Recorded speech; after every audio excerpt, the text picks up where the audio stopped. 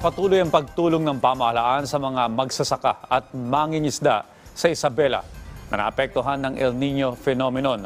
May report si Benji Durango live. Benji.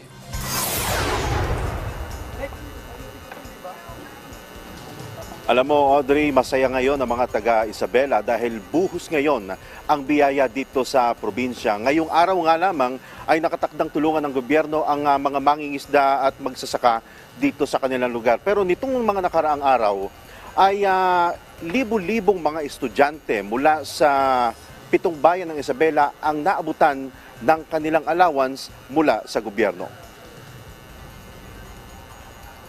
Sa ilalim ng programang Bro-Ed Allowance, aabot sa mahigit 20,000 Bro-Ed scholars ang tumanggap ng allowance at isang sakong bigas mula sa provincial government ng Isabela. Aabot ito sa 63.1 million pesos na halaga ng allowance sa 7 bayan ng Isabela, kabilang na ang Cabagan, San Pablo, Santa Maria, Ilagan, Tumawini, Delfin Albano at Santo Tomas. Ang programa ay sa pangunguna ni Provincial Governor Rodito Albano III, Vice Governor Faustino Bojidi at Deputy Speaker Congressman Antonio Tonipet Albano.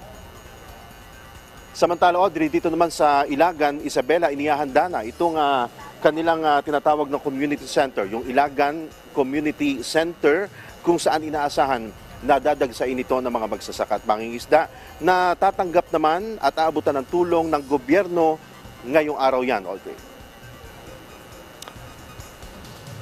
Maraming salamat, Benji Durango.